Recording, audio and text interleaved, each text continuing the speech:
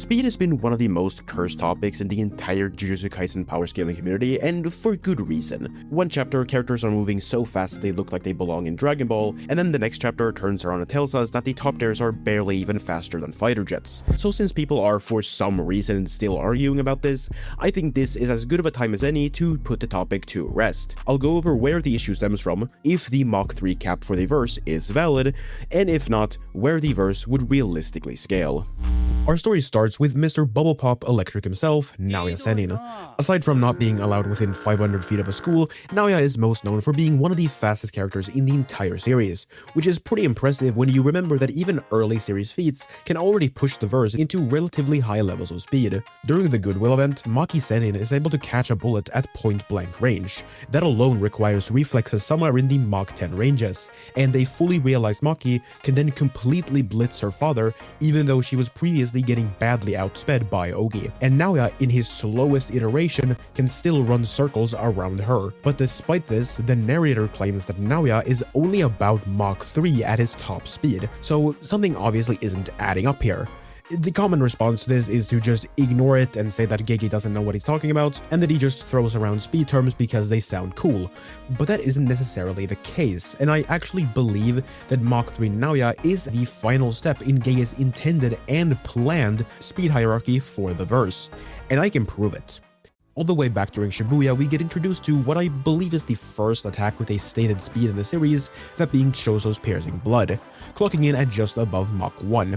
Which is viewed as pretty quick given Yuji's inability to dodge it off of pure reflexes and his only real option being to either block it from far away or to bait it out. Naoya as a human is then distinctly slower than this, clocking in at around subsonic, which is why Maki is able to somewhat keep pace with him. And when Naoya achieves maximum velocity, he's only just below or maybe at the speed of sound, a speed that Maki can still fight against as she's able to predict his movements and throw out a counterattack that he wasn't able to dodge. So when Naoya returns as a cursed womb, his solution to beating her is naturally to become too fast for her to predict, and so he does. With his newly acquired body, Naoya, with the advantages of being a curse, is able to achieve supersonic speeds as he shatters the sound barrier and obliterates several city blocks with the sonic boom from his assault alone.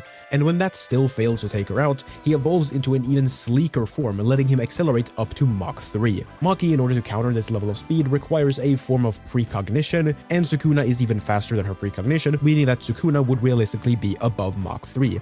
With that, you might be questioning how Maki was able to catch a bullet if she isn't supposed to be above Mach 1, but Gege actually addresses this in a comment he made about chapter 42, where he says that he regrets having drawn it and even calls it a bit too much, which means that he probably just didn't have the speed hierarchy planned out at the time. Gege even limits his own creativity for the sake of consistency. As he says in a volume comment, he wanted to draw Naoya breaking the terrain with sonic booms all the way back in his first fight with Maki, but he couldn't because he knew Naoya wasn't supposed to be supersonic until later. Those are not the words of a man who doesn't care about power consistency.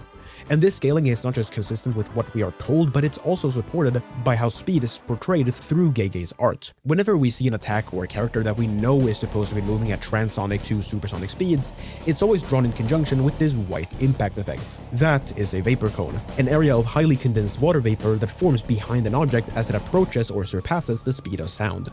And Gege's strict use of this is telling us that the presence of a vapor cone equals high subsonic speed or above, and no vapor cone equals low subsonic speed or below. All this yapping is to say that Gege's intention is, without a shadow of a doubt, for the supersonic and even just the highest subsonic tiers to be reserved for the upper echelon of the verse, which is something Gege has been setting up since Shibuya. And since this is the author's intention, why would we argue against him? Well, here's the thing. Author intention doesn't actually matter if what's on the page contradicts what the author says. The death of the author is a literary theory that was posed by French critic Ronald Barthes in 1967. It posits that a work's meaning is based on what the reader interprets, not what the author intends. This does not mean that we just throw everything an author says after the work is published out the window, but it does mean that the intent is irrelevant if the story contradicts it. This is obviously meant for, analyzing writing, but it does work equally well for power scaling, and it actually does get used a lot when authors make claims about other series, like when Kirkman said Omni-Man could beat Superman.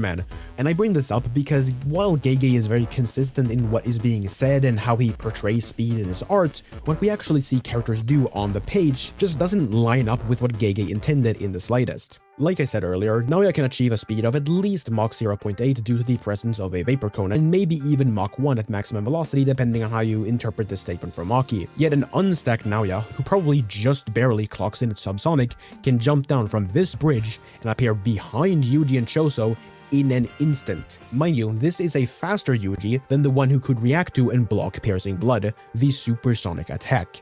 Yet a subsonic blitz from Naoya is somehow the thing he can't track. Megumi should also have reaction speeds in this range, as he's shown relativity to both Yuji and Maki, and when faced with Toji, he can't even process the fact that he's getting flung out of a window, and when at close range with a very casual Toji, he has to predict the incoming attacks because he can barely even perceive Toji's attacks. And again, this is a very casual Toji. He is not trying in the slightest, which would only be possible if Toji was significantly faster than Piercing Blood, which we know he shouldn't be since Maki is supposed to be below Mach 1. And even when Naoya actually canonically achieves supersonic speeds, he's able to blitz Maki from so far away that he would still need to be moving tens of times the speed of sound, even when lowballing Maki's reaction speed down to just subsonic plus. Yet somehow he still needs an additional evolution and several seconds of acceleration in order for his speed to be considered Mach 3.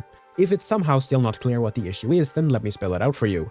Even Naoya as a human should be approaching Mach 3 at a bare minimum. And like I said, these are just the issues that arise from Gege's speed hierarchy contradicting itself. He can regret having Maki catch a bullet all he wants, but the fact of the matter is that she still did catch a bullet. Revolver bullets already approach Mach 2, and even if we say that this was some kind of rubber bullet, which I highly doubt, Maki would still need to be faster than sound in order to catch the thing. Mind you, her dad is even faster than this, and he is in turn so much slower than a fully realized Maki that she can walk through this doorway, run up to Ogi, slice his head in half, and casually stroll past them in the blink of an eye. Toto can even have whole-ass conversations with himself in the span of 0.01 seconds. Characters like Nanami would scale to this with his reaction speed, and Jogo can ultra-casually blitz him. Even Megumi can perceive and react to explosions, which can easily reach into the hypersonic ranges of speed, and he gets blitzed pretty much every other arc. All the characters that are supposed to be subsonic at the highest consistently break that rule.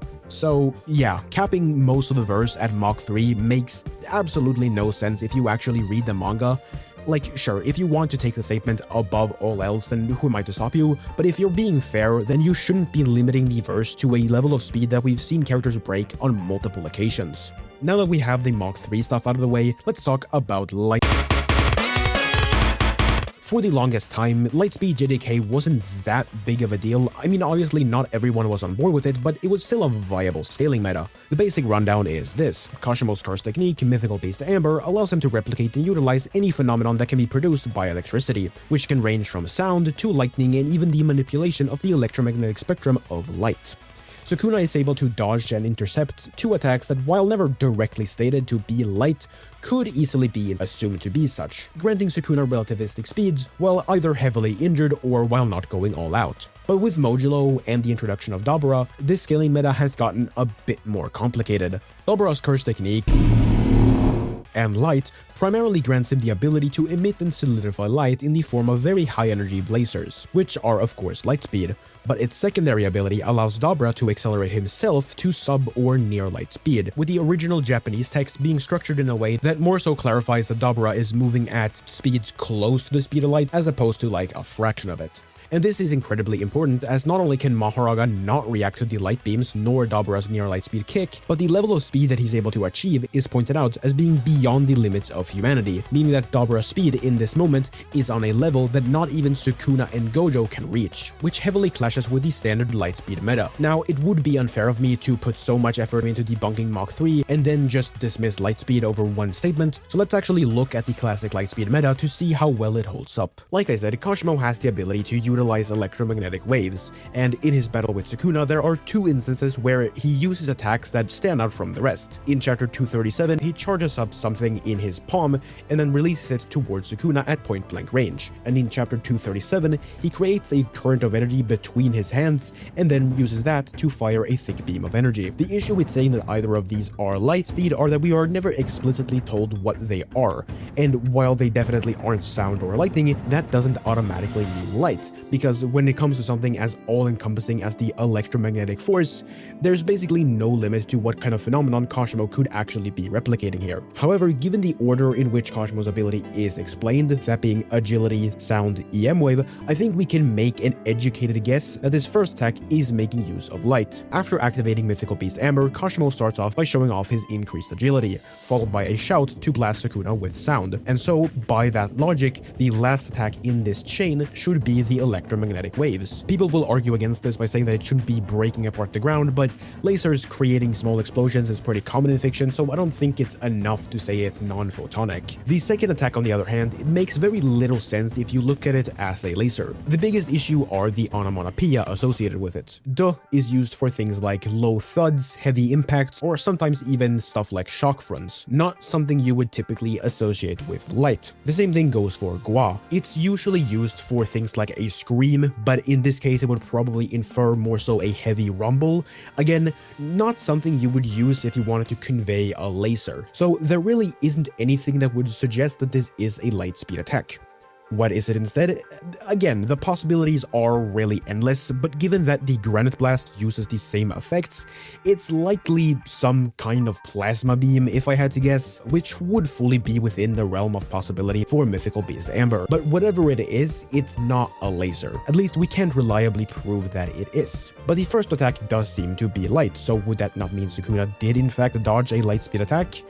Not really. The thing is, until the anime adapts this fight, we can easily dismiss this as just being aim dodging since we never actually see Sukuna move after the blast was fired, so he could easily have preemptively dodged it. And a direct statement is going to outweigh one feat that could possibly be lightspeed if we assume that he wasn't aim dodging, which is why the lightspeed cap for the verse is far more valid than the Mach 3 one, because we don't actually have a single definitive feat of a character moving at close to the speed of light. That's not Dabura. Next best thing would be Sukuna breaking the pavement and then tossing fragments into the air before getting hit by Jacob's ladder. But not only does Sukuna sense and react to Angel's presence before she blows the horn, meaning that he could have easily thrown the slabs of rock into the air before the light even came down, but even if we assume that he reacted to the horn being blown and started moving the moment the light descended, he'd still be moving at less than 1% the speed of light, given that Jacob's ladder starting position is well over 300 meters in the air and Sukuna only had to touch his toes. So again, not a feat that would by any means contradict the lightspeed cap. There simply just aren't any feats that would definitively prove that anyone in the main series can approach the speed of light. More realistically, the top tiers of the verse are sitting in the massively hypersonic +2 baseline subrelativistic ranges based on the heavy hitters scaling to Kashimo and New Ace Lightning, and the fastest of the verse being blitz levels above that, which is supported by Mahoraga and a suppressed Dabura showcasing Mach 1000 plus speeds in Modulo. Anyone who isn't a heavy hitter, or at least doesn't have that kind of speed, are likely capping out in the double digits when it comes to Mach numbers, as they would scale to or above Goodwill Maki while still being slow enough for Jogo and Toji to casually blitz them. And that is Jujutsu Kaisen speed scaling. Obviously, if you can argue for stuff like this being an EM wave, then you could actually push the verse much higher, but I think this is the safest and most consistent end for the series, as we can reasonably get the heavy hitters to massively hypersonic plus, and we don't have to argue against stuff like the lightspeed cap with ambiguous feats. But let me know your thoughts in the comments, make sure to like and subscribe on your way out, and I'll catch you in the next one.